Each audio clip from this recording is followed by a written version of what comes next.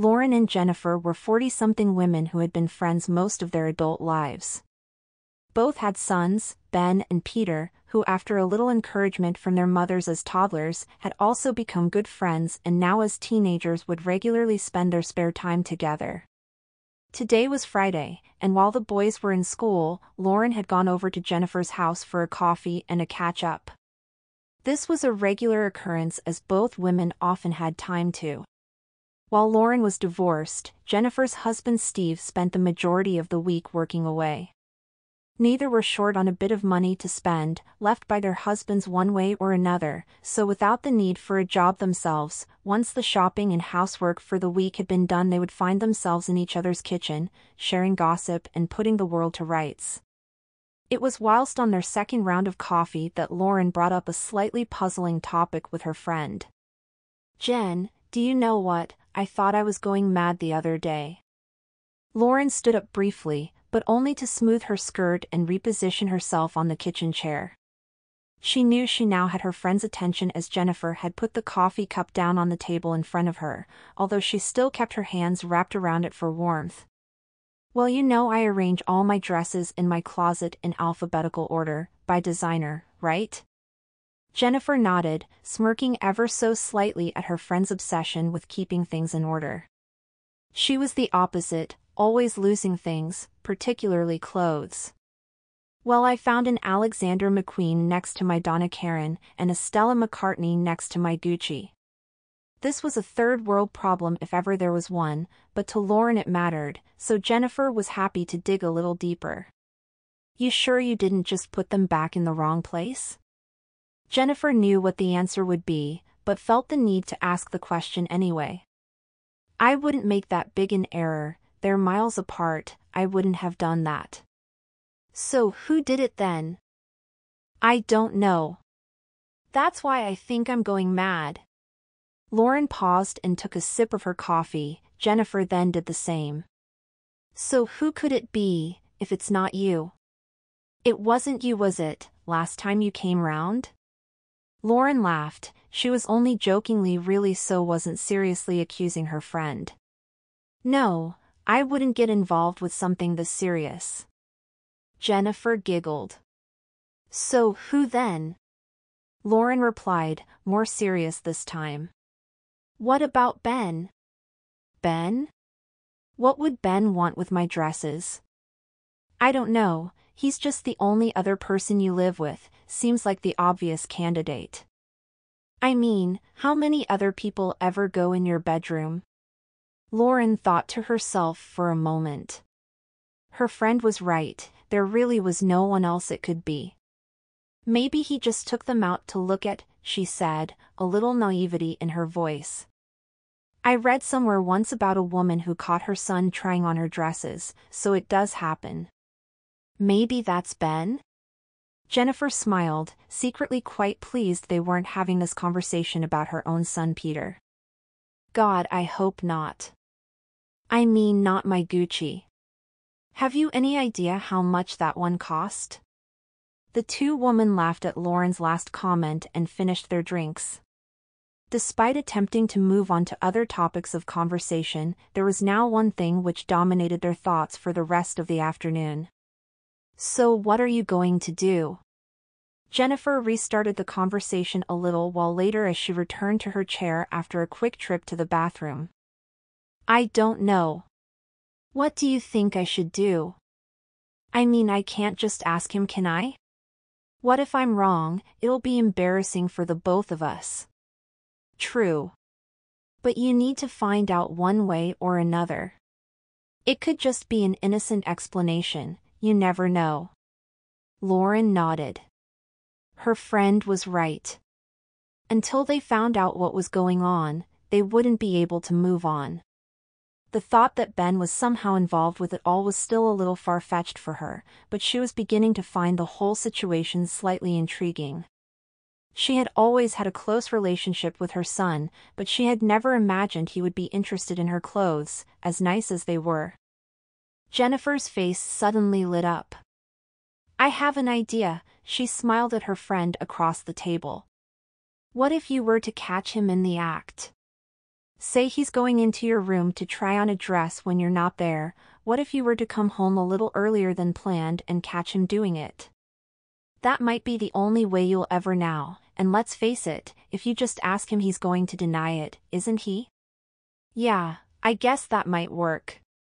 How can I be sure he'll do it though, and when will I know to come home? Tell him you'll be away for 4 hours, but come home after 2, something like that. He won't be expecting you. By the time he realizes you're in the house, it'll be too late to do anything about it. Okay, and how will I know he'll be in my room? Lauren was quickly getting on board with her friend's plan, but she still needed a little more convincing. Well, you won't know for sure, maybe he won't. But you could leave a trap. A trap? Yeah, you could leave a dress out on the bed for him to try on. Jennifer giggled as the sentence she had just said out loud was so unfamiliar to her, but the more she thought about it, the more she liked her own idea. Okay, I could do that. Lauren smiled as she began to imagine the potential moment of her walking in on her son wearing one of her dresses. It was difficult to imagine. Oh, if you wanted to be extra devious with your trap. Jennifer had an even better idea brewing. Go on. Lauren was really intrigued now. You have that dress, the gown you wore to the charity ball last summer. That gorgeous red one. My Ralph Lauren? Yes, that's it. Didn't it have a broken zipper? Only goes up, won't go down? You had to call me round late at night to help you out of it. Remember? Oh God, yes, I remember. It was gone 1 a.m. You really helped me that night. I was literally stuck in the dress. Did you ever get the zipper fixed? No. Good. That can be the trap dress then. The trap dress? Yes. Keep up, Lauren. Jennifer giggled. That's the dress you leave out on your bed. If Ben is doing what we think he's doing, he'll put the dress on and not be able to take it off. When you come home early, you'll catch him red-handed. He'll need your help to take the dress off. Brilliant. Lauren couldn't help but laugh. The plan was genius. Okay, let's do it. Do it tomorrow.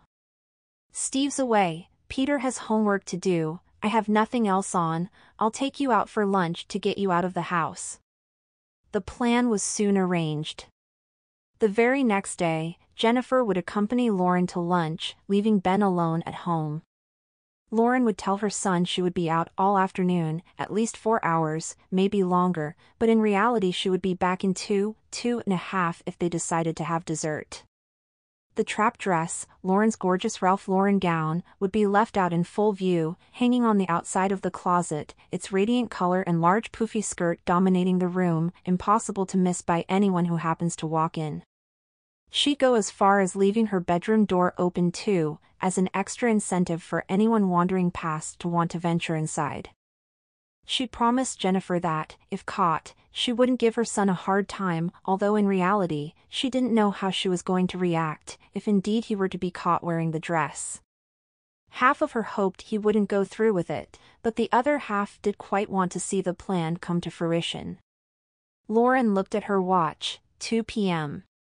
She had left Ben exactly 2 hours ago, home alone as planned, and with her dress hanging up in her room. Jennifer smiled at her from across the table. You don't want to bother with dessert, do you?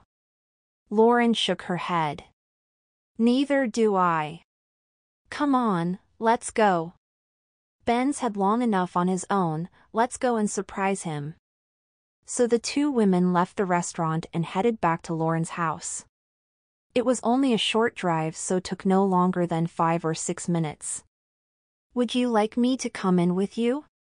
Jennifer turned to her nervous-looking friend as she parked the car on a side street, so as not to raise suspicion with a car going onto the drive. Yes, I think you should see it too. It was your plan after all. Lauren smiled. It was the moment of truth. The two women left the car and walked up to the house. Turning the key slowly in the lock of the front door, they let themselves in and gently closed the door behind them, making next to no sound at all. They paused for a moment in the hallway, contemplating whether they should go straight upstairs to the bedroom or to try the front room first. They chose the latter. Pinning their ears to the door, they could hear movement, someone walking around. Lauren counted to 3 and opened the door to her front room. Lauren, and to a lesser extent Jennifer, had tried to prepare for this moment, the moment of walking in unexpectedly on Ben. But what they walked in on, they were not prepared for at all. Facing away from them, presumably not having heard the door open, was a beautiful young woman. Except it wasn't a woman, it was Ben. He wasn't wearing the red gown. Instead he was standing there in a long black evening dress, instantly recognizable by Lauren as being her favorite Calvin Klein. He was wearing high heels, and shawl over his shoulders.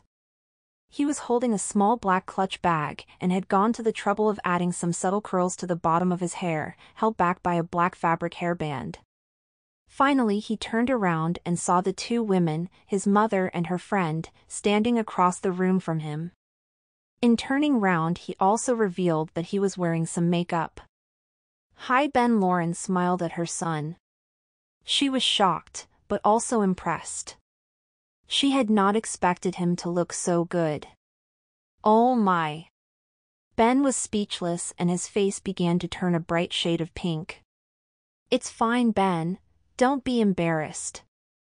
I'm not angry, I just wish you'd asked me before borrowing my clothes.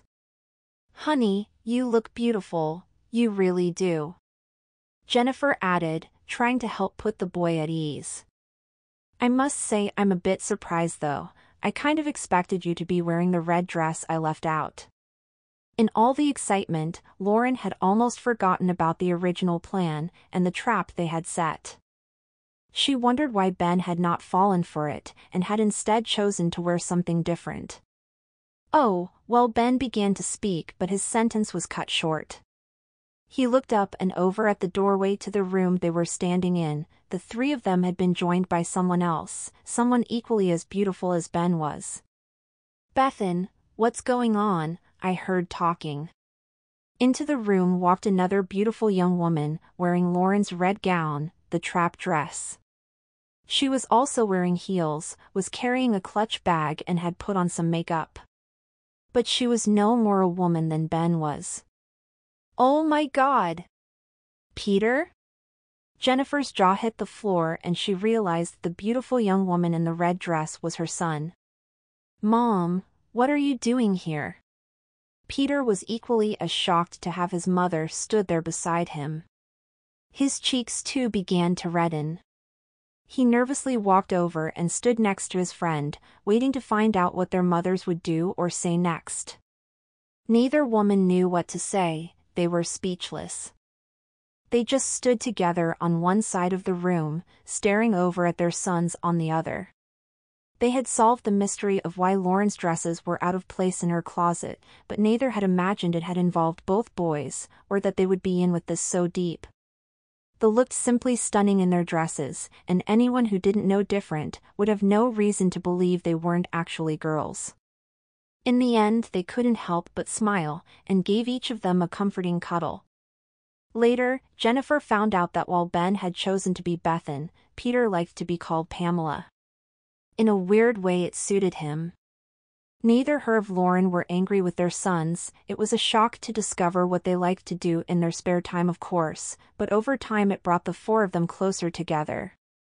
Whenever they wanted to dress up, they boys would now ask their moms to borrow a dress, and more often than not, they would not only agree, but help them with their hair and makeup. Every so often the women would remind their sons of the day they were first caught, the day their secret was discovered. It was the day that changed everything, not only for Bethan and Pamela, but for their mothers too.